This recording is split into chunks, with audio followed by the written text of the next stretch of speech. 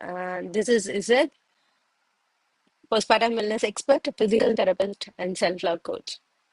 இன்னைக்கு நம்ம அடுத்த சாப்டர் பார்க்க போறோம். தாஹிரா அண்ட் அல்லமீனுக்கு கல்யாணம் ஆயிடுச்சு. இப்ப என்ன ஆச்சு, அவங்களோட லைஃப் எப்படி இருந்தது அப்படிங்கறத தான் பார்க்க போறோம்.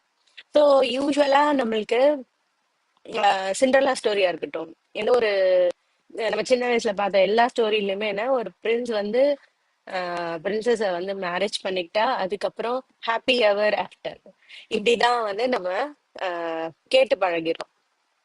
அப்போ மனசுக்குள்ள ஒரு ஃபேண்டசி இருக்கும் எல்லாருக்கும் மேரேஜ் அப்படின்றப்போ. அந்த மேரேஜ் அப்படின்னாலே என்னன்னா, அந்த அந்த ஒரு ஈவெண்ட் நடந்துருச்சு அப்படின்னா அதுக்கப்புறமா என் லைஃப் வந்து சந்தோஷமா தான் இருக்க போகுது அப்படிங்கிற எக்ஸ்பெக்டேஷனோட தான் ஹஸ்பண்ட் அண்ட் ஒய்ஃப் மேரேஜ் பண்ணிக்கிறோம். ஒரு மேன் அண்ட் உமன் மேரேஜ் பண்ணிக்கும் போது அப்படி அந்த ஒரு எண்ணத்துலதான் ஸ்டார்ட் பண்றாங்க. பட் இந்த மேரேஜ் என்ன சொல்லுது அப்படின்னா, ஹாப்பி எவர் ஆஃப்டர் அப்படிங்கிறது ஒரு மேரேஜ் கிடையாது, அது உண்மை கிடையாது, அது ரியாலிட்டி கிடையாது.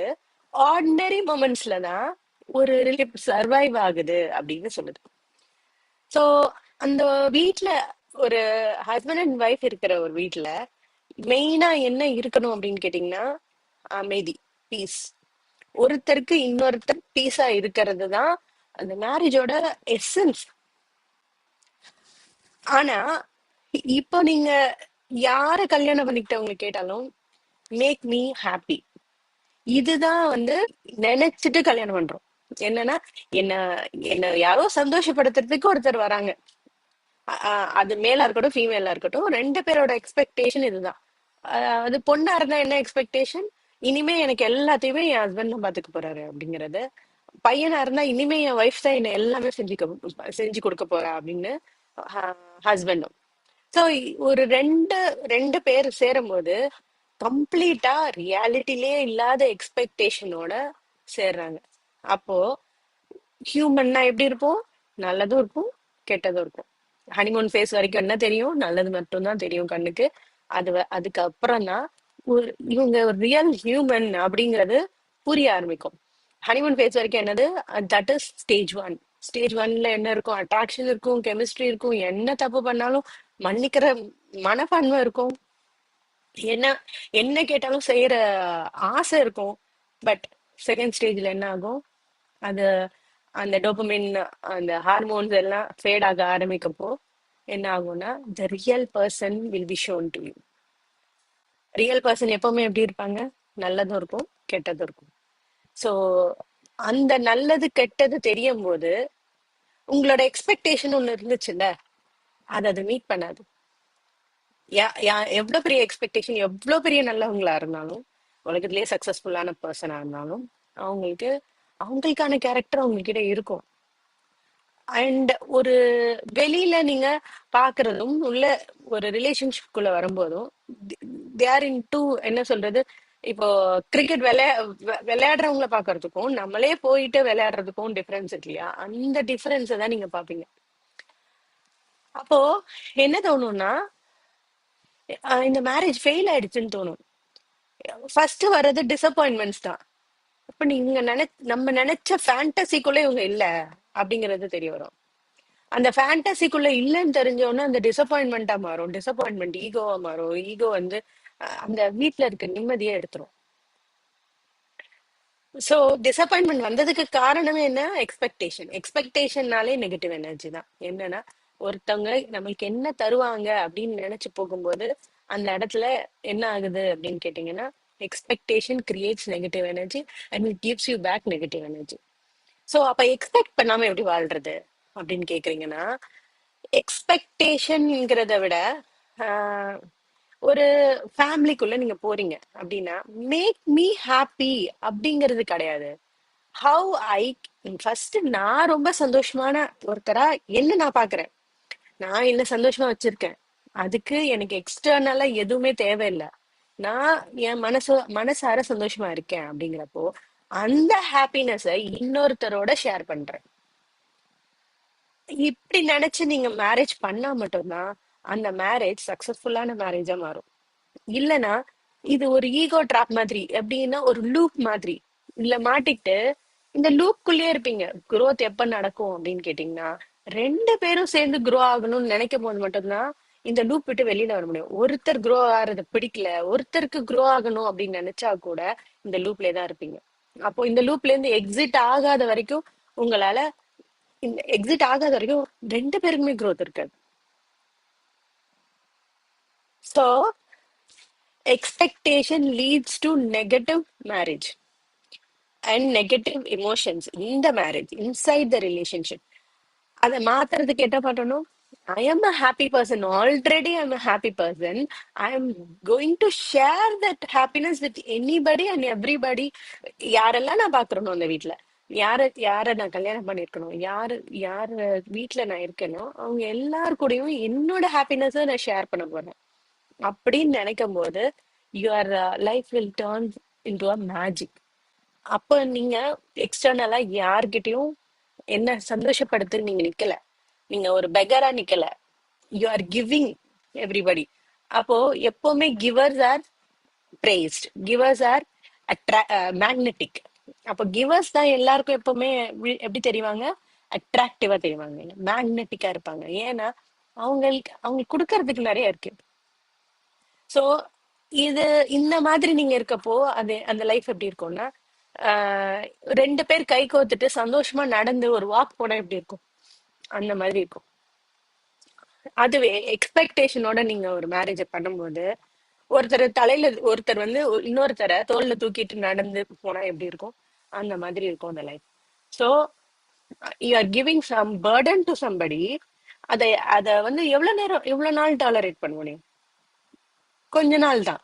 அதுக்கப்புறம் அந்த பேர்டனை இறக்கி வைக்கணும்னு தான் தோணும், அந்த பேர்டன் இல்லாம நடக்கணும்னு தான் ஆசைப்படணும், ஆசை வரும். அதனாலதான் இப்போ நிறைய ரிலேஷன்ஷிப் ஃபெயில் ஆகுது. ஸோ எக்ஸ்பெக்டேஷன் இல்லாத மேரேஜ் மட்டும்தான் அது வந்து எப்படி ஆகும் அப்படின்னு கேட்டீங்கன்னா சமைக்கணும். ஸோ இந்த மேரேஜ்ல என்ன நடந்துச்சு? இந்த ஹோம் ஃபில்டு வித் பீஸ். வெளியில எவ்வளோ விஷயத்த சால்வ் பண்ணாலும் வீட்டுக்குள்ள ஒரு ஹஸ்பண்டா தான் பிஹேவ் பண்ணாங்க. அதே மாதிரி கதிஜா வந்து ஆஹ் தாஹிரா வந்து என்ன மதர்ஸ் ஆஃப் பிலீவர்ஸ்னு இன்னைக்கும் எல்லாரும் கூப்பிடுறாங்க அப்படின்னா, she was a wife who filled her home with tranquility. So அவங்களோட பார்ட் என்னவா இருந்தது? அவங்க கிட்ட வெல்த் இருந்தாலும், அவங்க கிட்ட அழகு இருந்தாலும், அறிவு இருந்தாலும், எல்லாமே உலகத்துல எந்த விஷயம்னா ஒருத்தர் அரகண்ட் ஆகுமோ அத்தனை விஷயமும் அவங்க கிட்ட இருந்தும் she became a wife who filled her home with tranquility. So அவங்க வீட்டுக்கு அவங்க என்னவா இருந்தாங்க? அவங்கதான் ஒரு பீஸா இருந்தாங்க.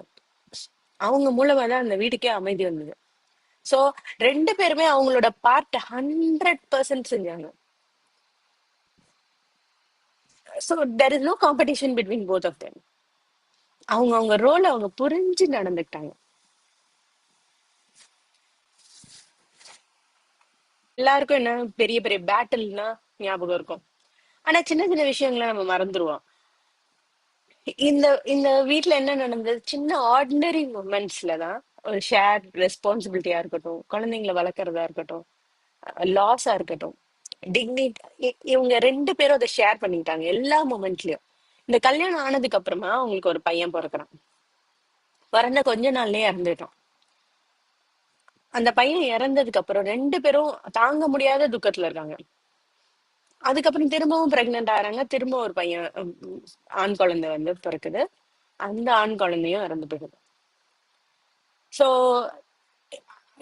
ஒரு லாஸ்க்கு அப்புறம் இன்னொரு லாஸ். இந்த லாஸ் அவங்க ரெண்டு பேருமே ஓவர் கம்பெனி வராங்க. ஸோ அதுக்கப்புறம் 4 பெண் குழந்தை பிறக்குது.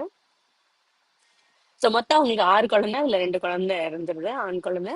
4 பெண் குழந்தை மட்டும்தான், பெண் குழந்தை உயிரோட இருக்காங்க, கடைசி வரைக்கும் இருந்தாங்க. உங்களோட இந்த 2 குழந்தையோட இறந்த துக்கத்தை ரெண்டு பேரும் ஷேர் பண்ணி அதை ஓவர் கம் பண்ணி வந்தாங்க. அத அவங்களால தாங்கவே முடியாத கஷ்டமா இருந்தது அவங்களுக்கு. ஸோ மேரேஜ்ல ஹாப்பி எவர் ஆஃப்டர்ங்கிறது உண்மை கிடையாது. உண்மை என்ன அப்படின்னு கேட்டீங்கன்னா, இனி வர காலங்கள வர கஷ்டங்களை ஒருத்தருக்கு ஒருத்தர் சப்போர்ட்டா இருந்து ஆஹ் நம்மளை பாத்துக்கிறது தான் மேரேஜோட அடிப்படை தேவைய. எனக்கு இன்னொருத்தவங்க இருக்காங்க, இன்னொருத்தருக்கு நான் இருக்கேன் அப்படின்ற ஒரு சப்போர்ட்டிவ் சிஸ்டம் தான் மேரேஜ். சப்போர்ட்டிங் சிஸ்டம் தான் மேரேஜ். ஸோ இவங்க ரெண்டு பேரும் அந்த 4 குழந்தைங்கள வளர்க்குறாங்க. அப்புறம் அவங்க அவங்க வாழ்க்கையில சந்தோஷமும் இருந்தது, துக்கமும் இருந்தது. ஸோ இதெல்லாம் ப்ரீ இஸ்லாமிக் டைம் அப்படிங்கறதுல அவங்களுக்கு டீட்டெயிலா அவங்க எப்படி வாழ்ந்தாங்க அப்படிங்கறத சொல்றதுக்கு யாரும் இல்ல. ஸோ ரெக்கார்ட்ஸும் கிடையாது. ஸோ ஒருத்தர் ஒருத்தர் மரியாதையோட நடத்துனாங்க. உம் அதாவது யூஸ்வலா என்ன பார்த்திருப்பீங்க அப்படின்னா, ஒருத்தர் வெளியில ரொம்ப சக்சஸ்ஃபுல்லான பர்சனா இருப்பாரு, வீட்டுல ரொம்ப மோசமானவரா இருப்பாரு. சோ யார் ஒருத்தர் தன்னோட மனைவி வந்து இவர் சரியான மனிதர், இவர் வந்து ரொம்ப அன்பானவர் அப்படின்னு எந்த எந்த மனைவி சொல்றாங்களோ அவர்தான் உண்மையாவே நல்ல மனுஷன்னு ஆஹ் குரான் சொல்லுது. சோ ஒருத்தரை பத்தி தெரிஞ்சுக்கணும்னா அவங்க வைஃப் கிட்ட கேளுங்க அப்படின்னு. சோ ஏன் அப்படி சொல்றாங்க அப்படின்னா, ஒரு ஒரு ஸ்டேஜ் வரைக்கும் உங்களை பத்தி, ஒரு ஸ்டேஜ் வரைக்கும் தான் மத்தவங்களுக்கு உங்களை பத்தி தெரியும் வெளியில இருந்து பார்க்கும்போது. ஆனா வீட்டுக்குள்ள இருக்கும்போது நீங்க நீங்களாதான் முக்காவாசி டைம் இருந்து ஆகணும். அது ஒரு காலத்துக்கு அப்புறம் அது மாறிடும். நீங்க கண்டிப்பா நீங்க நீங்களாதான் இருப்பீங்க. Physically, emotionally, spiritually, everything is naked there only in marriage.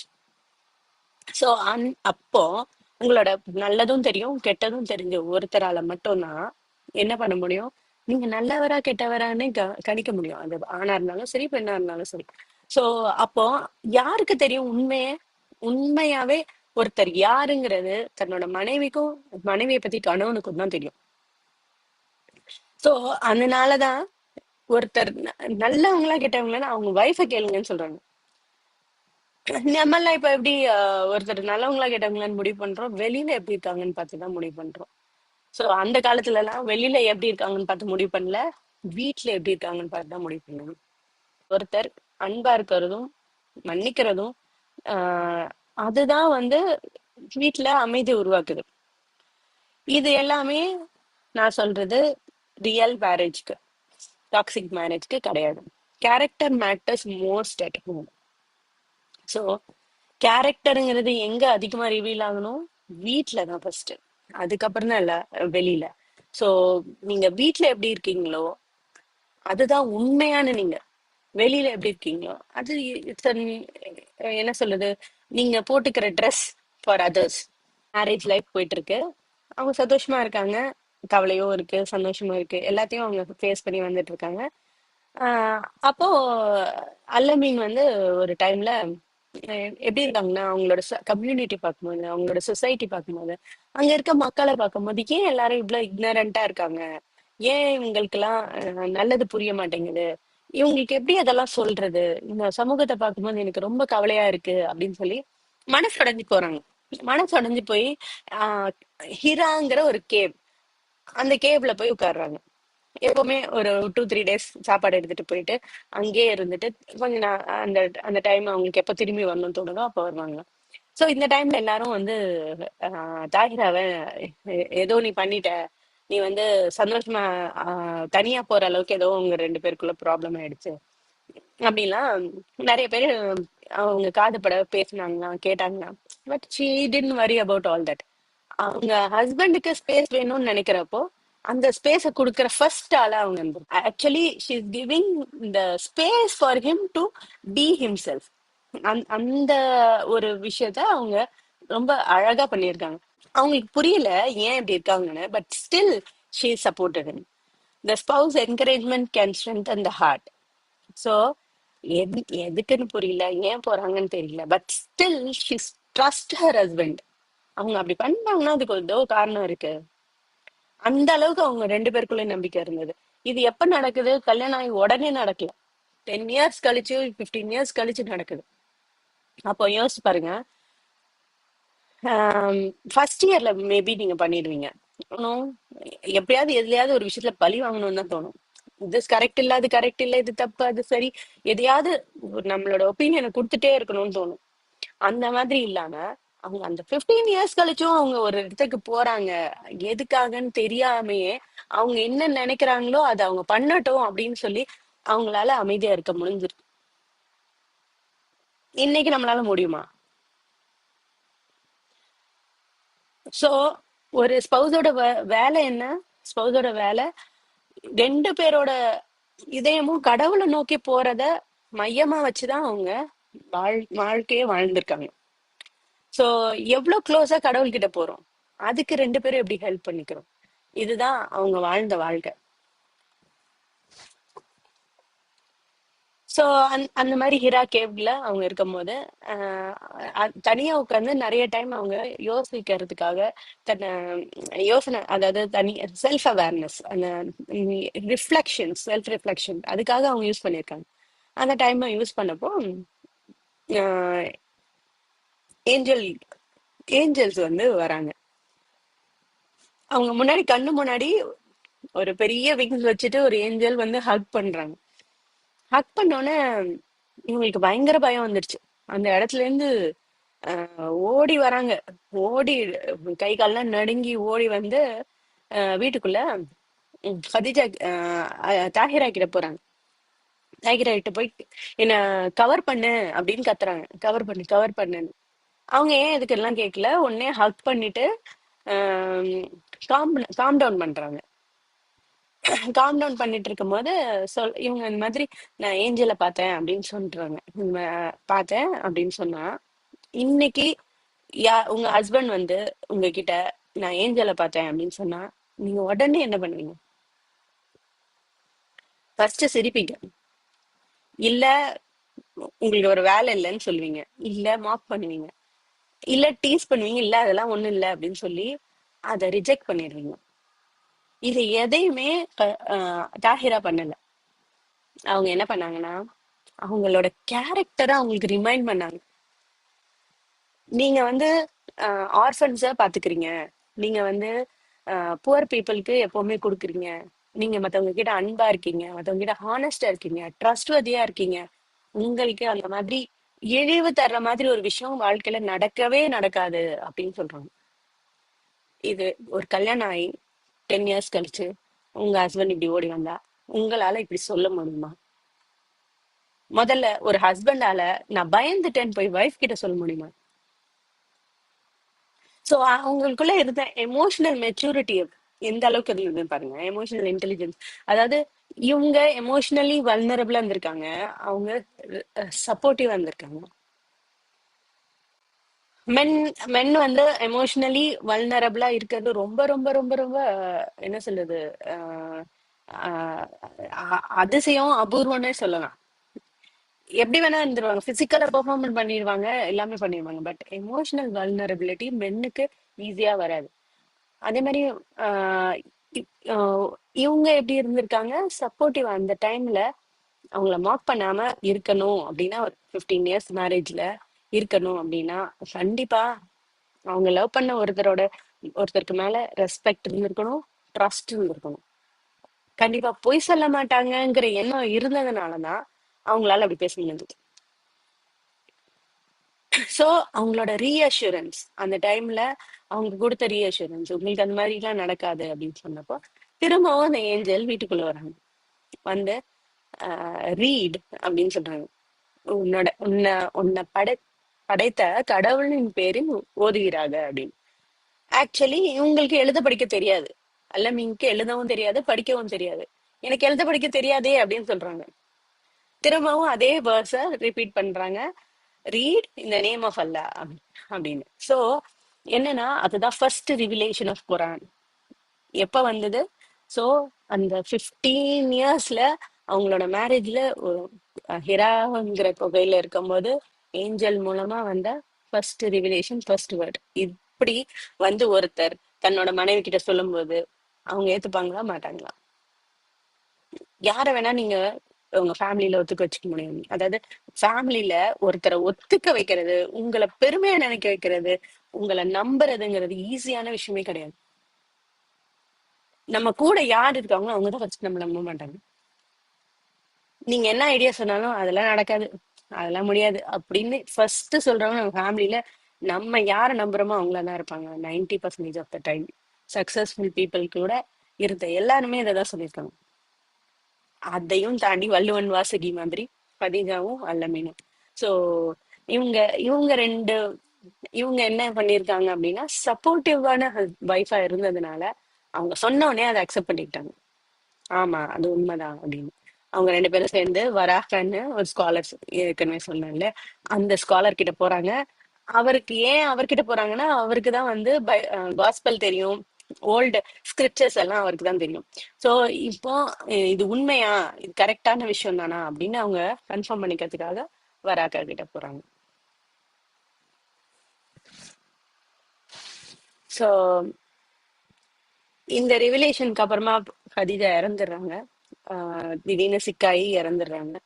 அந்த இயர் வந்து அல்லமீனுக்கு இயர் ஆஃப் சாரோனே சொல்லப்பட்டுச்சு. ஏன்னா அந்த இயர்ல ஃபர்ஸ்ட் அவங்களோட அப்பா அபுதாலிப் இறந்துடுறாங்க, அங்கிள். அபுதாலிப் இறந்துடுறாங்க. அபுதாலிப் இறந்த கொஞ்ச நாள்லயே கதீஜாவும் இறந்துடுறாங்க. ஸோ அவங்களுக்கு எப்படி இருந்தது அப்படின்னா, ஆக்சுவலி அவங்க ரொம்ப டிப்ரெஸ்டா இருந்தாங்க. அவங்களால வேற எந்த விஷயமே செய்ய முடியாத அளவுக்கு அந்த இயர் ஃபுல்லாவே ரொம்ப வருத்தத்துல இருந்தாங்க. ஸோ எங்கெல்லாம் அவங்களோட ஃப்ரெண்ட்ஸை பார்த்தாலும் சரி, கதீஜாவோட ஃப்ரெண்ட்ஸ் அவங்க கிட்ட ரொம்ப சந்தோஷமா பேசினாங்க. அந்த அவங்க லைஃப்ல அதுக்கப்புறமா அவங்க ஃபேஸ் பண்ண எல்லா டைம்லயும் கதீஜாவை பத்தி ரிமைண்ட் பண்ணாம அவங்க இருந்தது இல்ல. ஸோ அவங்களோட லாயல்ட்டி அந்த அந்த அவங்க லைஃப் முடிஞ்சதுக்கு அப்புறம் அந்த லவ் முடியல. It continued through out his life also. வீடு, கல்யாணம் நம்மளுக்கு என்ன டீச் பண்ணுது அப்படின்னா, பீஸுங்கிறது ஒரு நாள் ஈவெண்ட் கிடையாது. கல்யாணம் ஆன உடனே அதுக்கப்புறம் சந்தோஷமா தான் இருப்போம் அப்படின்னு நினைச்சு அந்த சந்தோஷத்தை யாரோ வந்து கொடுப்பாங்க. எஸ்பெஷலி உங்க ஹஸ்பண்ட் வந்து உங்களுக்கு கொடுப்பாங்க, இல்ல உங்க ஒய்ஃப் வந்து உங்களுக்கு கொடுப்பாங்கன்னு நினைச்சு கல்யாணம் பண்ணியிருந்தீங்கன்னா அந்த எண்ணத்தை மாத்திக்கோங்க. That is not true. That is not reality. நீங்க உங்களை சந்தோஷமா வச்சு மத்தவங்களுக்கு கொடுக்கறது மட்டும் தான் உண்மை. அப்படி நீங்க நடந்தா மட்டும்தான் அந்த ரிலேஷன்ஷிப் ஜெயிக்கும். So everyday kindness peace is built through the small ordinary moments of marriage. பெரிய பெரிய மூமெண்ட்ஸ் இருக்கணும், நிறைய டிராவல் பண்ணணும், கிஃப்ட்ஸ் கொடுக்கணும், அப்பதான் அந்த மேரேஜ் சக்சஸ்ஃபுல்லா இருக்கும்னா இல்ல. ஆர்டினரி மூமெண்ட்ஸ்ல தான் உண்மையான சந்தோஷம். எப்பவுமே எதுல இருக்கு? ஆர்டினரி மூமெண்ட்ஸ்ல தான் இருக்கு. சின்ன சின்ன விஷயத்துலதான் இருக்கு. ஒருத்தர் வந்து நம்ம கிட்ட பேசுறாங்க அப்படின்னா இந்த கவனிக்கிறோம்ல, அது லவ். அந்த சின்ன மொமெண்ட், அந்த சின்ன விஷயத்த நீங்க செஞ்சு பாருங்களேன். உங்க ஒய்ஃபோ உங்க ஹஸ்பண்டோ உங்ககிட்ட பேசும்போது அன்டிவைடட் அட்டென்ஷன் கொடுத்து பாருங்களேன், அதுதான் love. Character at home. Who you are at home matters more then who you are in public. So வீட்ல நீங்க யாருங்கிறது தான் உங்க உண்மையான கேரக்டர். வெளியில நீங்க யாருங்கிறது நீங்க வெளியில மத்தவங்களுக்காக போடுறது ட்ரெஸ் அது. ஸோ வீட்ல நீங்க யாரு அப்படிங்கிறது தான் உண்மையான character. Encouragement, spouse encouragement can strengthen the heart in hard moments. Hard மூமெண்ட்ஸ்ல யார் ஒருத்தர் கூட தன்னோட ஸ்பௌஸ் கூட நின்னா அந்த அவங்க எவ்வளவு பெரிய ஹார்ட்ஷிப்பையும், ஹஸ்பண்டா இருக்கட்டும் ஒய்ஃபா இருக்கட்டும், அதுல இருந்து வெளியில வர முடியும். ரொம்ப ஈஸியா வெளியில வர முடியும். Shared faith, support one another in drawing closer to Allah. So ரெண்டு பேரோட ஃபெய்த்தும் எதுல இருந்தது? ஒரு மூமெண்ட் ஸ்டார்ட் ஆகணும் அப்படின்னா வெளியில இருந்து ஸ்டார்ட் ஆகுது, அந்த வீட்டுக்குள்ள இருந்து தான் ஸ்டார்ட் ஆகும். அந்த வீட்ல ஒருத்தர் சப்போர்ட் பண்ணணும், ஒருத்தர் டுவர்ட்ஸ் நல்ல விஷயங்களை நோக்கி போறதுக்கு புஷ் பண்ணணும், இன்னொருத்தர் அதை ரிசீவ் பண்ணணும். அப்பதான் ஒரு மூமெண்ட் ஸ்டார்ட் ஆகும். அது வெளியில இருந்து ஸ்டார்ட் ஆகுது, வீட்டுக்குள்ள இருந்து தான் ஸ்டார்ட் ஆகும். இப்போ வீட்டுக்குள்ள இருந்து ஸ்டார்ட் ஆகணும், அது எங்க இருந்து ஸ்டார்ட் ஆகுது? மேரேஜ்ல இருந்து ஸ்டார்ட் ஆகும். மேரேஜ்ல இருந்து ஸ்டார்ட் ஆகணும், அது யார்கிட்ட இருந்து ஸ்டார்ட் ஆகுது? ரெண்டு, ஒரு ஹஸ்பண்ட் அண்ட் ஒய்ஃப்குள்ள இருக்க மியூச்சுவல் அண்டர்ஸ்டாண்டிங், பீஸ்ல இருந்து ஸ்டார்ட் ஆகுது. உண்மையான அன்கண்டிஷனல் லவ்ல இருந்து தான் ஸ்டார்ட் ஆகுது. lasting gratitude. Gratitude keeps love alive even beyond lifetime. So அல்லமீன் எதுக்காக கிராட்டிடியூடா இருந்தாங்க? கதிஜாவோட unwavering support and love and peace. அவங்க கொடுத்த பீஸ், அவங்க கொடுத்த காம்னஸ், அதுக்காக அவங்க என்னைக்குமே அவங்க கிராட்டிடியூடோட இருந்தாங்க. அதே மாதிரி அல்லமீனோட அன்கண்டிஷனல் லவ், அதுக்கு கதிஜா இன்னைக்குமே கிரேட்ஃபுல்லா இருந்தாங்க. Peace at home is a legacy built one build one ordinary day at a time. So பீஸுங்கிறது எங்க இருந்து ஃபார்ம் ஆகுது? வீட்ல இருந்து தான். அது யார்கிட்ட இருந்து? ஒரு உமன் கிட்ட இருந்து தான். ஒரு உண்மைனால மட்டும்தான் வீட்டுல பீஸ் கொண்டு வர முடியும். சோ அந்த மாதிரி ஒரு உமனா நீங்க இருக்கணும் அப்படிங்கிறதுக்காக தான் இந்த ஸ்டோரி நான் சொல்லிட்டு இருக்கேன். சோ பீஸ்ங்கிறது எங்க இருந்து வராது, மேக் மீ ஹாப்பிங்கிறதுல இருந்து வராது. It comes from I am happy, I am going to share the happiness. அங்க இருந்துதான் பீஸ் அரைஸ் ஆகுது. சோ பீஸ் வந்து ஒரு என்ன சொல்றது, எல்லாம் கிடைச்சா நான் அமைதியா சந்தோஷமா இருப்பேன் அப்படிங்கிறது பீஸ் கிடையாது. பீஸ்ங்கிறது ஃபர்ஸ்ட் நான் சூஸ் பண்றேன் பீஸ. I decided to be in peace whatever happens in my life அப்படின்னு நான் டிசைட் பண்ணா அதுதான் பீஸ். என்னைக்கு நான் டிசைட் பண்றேனோ அதுதான் பீஸ். அந்த பீஸை தான் நான் மற்றவங்களுக்கு ஷேர் பண்ண போறேன். சோ அப்படி இருக்க உங்ககிட்ட என்னைக்குமே என்ன இருக்கும், உங்களால என்ன முடியும் அப்படின்னு கேட்டீங்கன்னா, அப்படி இருக்க உங்களுக்கு என்னைக்குமே பீஸ வீட்ல கொண்டு வர முடியும். வீட்ல கொண்டு வந்தா அந்த கம்யூனிட்டில கொண்டு வர முடியும். கம்யூனிட்டில இருந்து சொசைட்டி, சொசைட்டில இருந்து கண்ட்ரி, கண்ட்ரில இருந்து world. So it every thing happens at home அப்படிங்கிறத இந்த அழகான லவ் ஸ்டோரி நம்மளுக்கு புரிய வச்சுச்சு.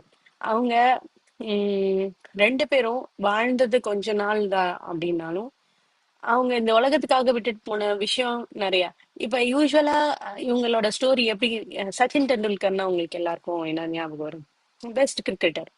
அதுக்கப்புறம் செகண்ட் ஞாபகம் வர்றது Sachin Tendulkar married woman 5 years, பெருசா பெரிய பொண்ணை கல்யாணம் பண்ணிக்கிட்டாரு அப்படிங்கறது தான் ஞாபகம் வருங்கிற மாதிரி இந்த ஸ்டோரியையும் எல்லாரும் எதுக்கு யூஸ் பண்ணுவாங்க அப்படின்னா, அல்லமீன் வந்து தாஹிராவை பெரிய, தன்னை விட பெரிய பொண்ணை கல்யாணம் பண்ணிக்க இதுக்கு மட்டும்தான் இந்த ஸ்டோரியை இது வரைக்கும் யூஸ் பண்ணிட்டு இருந்தாங்க.